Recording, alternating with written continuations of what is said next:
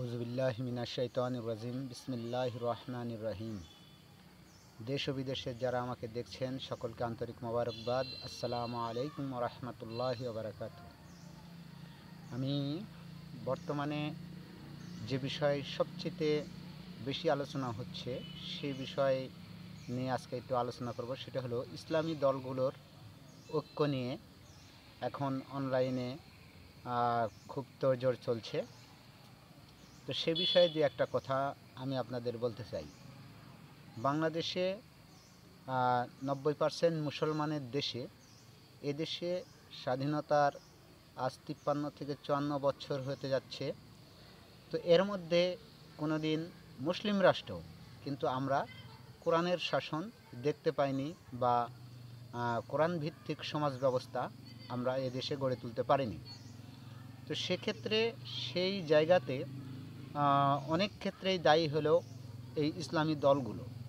ইসলামী দলগুলো মানুষের কাছে যে মানুষের ধর্মের যে শান্তির বার্তা আছে, কোরআনের যে শান্তির বার্তা আছে, কোরআন এবং হাদিস, সেই বার্তাগুলো হয়তো সঠিকভাবে তুলে ধরতে পারেনি, যার কারণে এই বাংলাদেশে ইসলামী শাসন কায়েম যে কোনো একটা দল।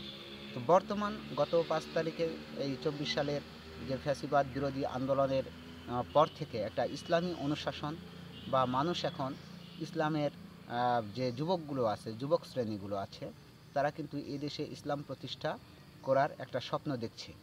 তো সেই স্বপ্নে আমিও আশাবাদী যে মুসলমানের দেশ। আমরা আওয়ামী লীগকে দেখেছি, বঙ্গবন্ধুর শাসন দেখেছি, জিয়াউর রহমানের শাসন দেখেছি, খালেদার দেখেছি, শেখ হাসিনার দেখলাম।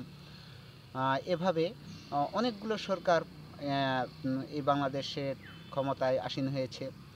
তো আমরা এখন একটা নতুন বাংলাদেশ চাই, নতুন কোরআনের শাসন, মুসলমানের ইসলামী প্রজাতন্ত্র আমরা দেখতে চাই। যে এদেশে শতভাগ দুর্নীতিমুক্ত, শতভাগ সততার সাথে যারা দায়িত্ব পালন করবেন, যে ঘুষ, তারপরে বাণিজ্য, ঘুষ বাণিজ্য, তারপরে হলো সুদ বাণিজ্য, তারপরে হলো আপনার সমাজে যে আপনার হলো দুর্নীতি, তারপরে এই সবগুলো মানে বন্ধের জন্য এ দেশকে স্বনির্ভরশীল করতে হলে সর্বপ্রথম এদেশে ঘুষ এবং সুদ, এই দুইটা জিনিসকে বন্ধ করতে হবে। তো সেই শাসনের জন্য শুধুমাত্র ব্যক্তির শাসন দিয়ে আরেকজন ব্যক্তি কখনোই শান্তি পাবে না, এটা আমাদের বুঝতে হবে। এখানে আল্লাহর বিধান যদি চালু না হয়, মানুষের তৈরি করা আইন কখনো মানুষকে শান্তি দিতে পারে না। এ কথা আমি নিজে বিশ্বাস করি এবং আমি চাই বাংলাদেশের সকল দল, সকল ইসলামী দল, গত সরকারের আমলে সমস্ত আলেম ওলামাদের উপর যে অত্যাচার হয়েছে, এখানে কোনো দল দেখা হয়নি। জামাতের হয়েছে, চরমনাই পীরের হয়েছে, হেফাজতে ইসলামের হয়েছে।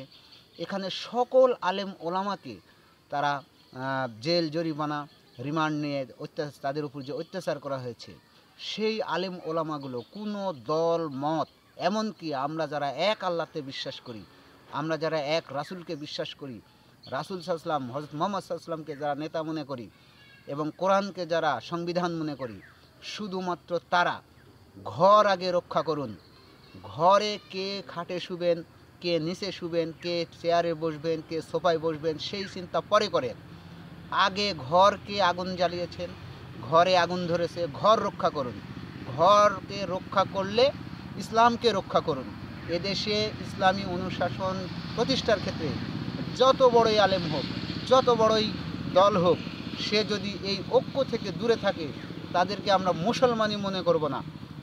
এই বাংলাদেশে এমন একটি সুন্দর পরিবেশ তৈরি হয়েছে, সকল নির্যাতিত আলেম, সকল নির্যাতিত দল মিলে এই কোরআনের শাসনকে, আল্লাহর আইনকে এই বাংলাদেশে প্রতিষ্ঠা করার একটা সুবর্ণ সুযোগ এসেছে।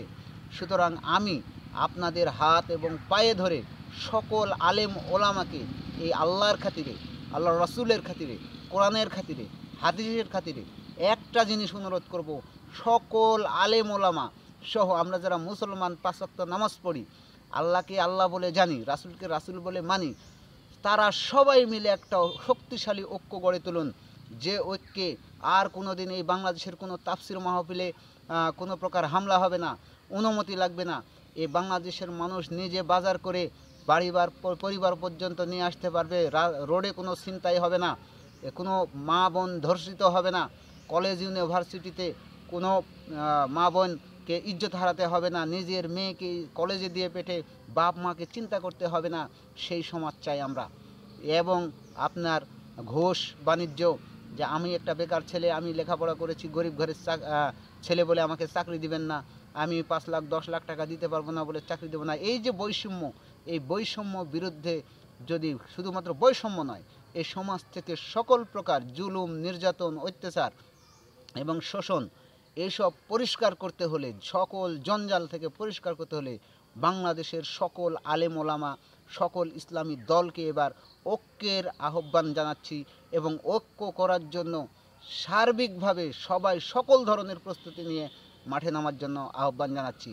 এবং এই জাতীয় ঐক্যে সকল ইসলামী দল, ইসলামী ব্যক্তিত্ব এবং সকল আলেমোলাকে আমি বিনীতভাবে অনুরোধ করছি, কেউ কোনো নিজের স্বার্থে দলের সাথে এই ঐক্যকে নষ্ট করতে চাইলে আল্লাহর কাছে দায়ী হতে হবে আপনাকে। এবং কিয়ামতের দিনে আমি আয়ুব তার বিরুদ্ধে মামলা করব এবং আল্লাহর রাসূল এবং কোরআন তার বিরুদ্ধে মামলা করবে যে এই ব্যক্তির স্বার্থের কারণে ইসলামী শাসন বাংলাদেশে প্রতিষ্ঠিত হয়নি। তো সর্বশেষে সকল আলেম ওলামা, এখানে জামাত ইসলামের শফিকুল ইসলাম আছেন, অত্যন্ত বিজ্ঞ ব্যক্তি। এখানে চরমনায়ের দায়িত্বে আছেন চরমনায়ের আমির, তাকে সেও খুব বিজ্ঞ ব্যক্তি আছেন। হেফাজতে ইসলামের আল্লামা মামুনুল হক, রফিকুল ইসলাম সাহেব সহ সকল আলেম ওলামা, হেফাজতে ইসলামের সকল আলেমা, বাংলাদেশে যারা টুপি দাড়ি এবং আল্লাহর আইন শাসন চোখে দেখতে চাই, আমরা যারা চোখে দেখে এই কালেমার পতাকা বাংলাদেশে উদ্দিন হবে, পথ করে উড়বে, এই দৃশ্য আল্লাহ যেন দেখে আমাদের মৃত্যু করায়, তার আগে যেন আল্লাহ আমাদের সবাইকে হেফাজতে রাখে এবং ভালো রাখে। এবং সকল আলেম ওলামাকে শ্রদ্ধা জানিয়ে আসসালামু আলাইকুম ওয়া রাহমাতুল্লাহি ওয়া বারাকাতুহু। ধন্যবাদ, সবাই ভালো থাকবেন।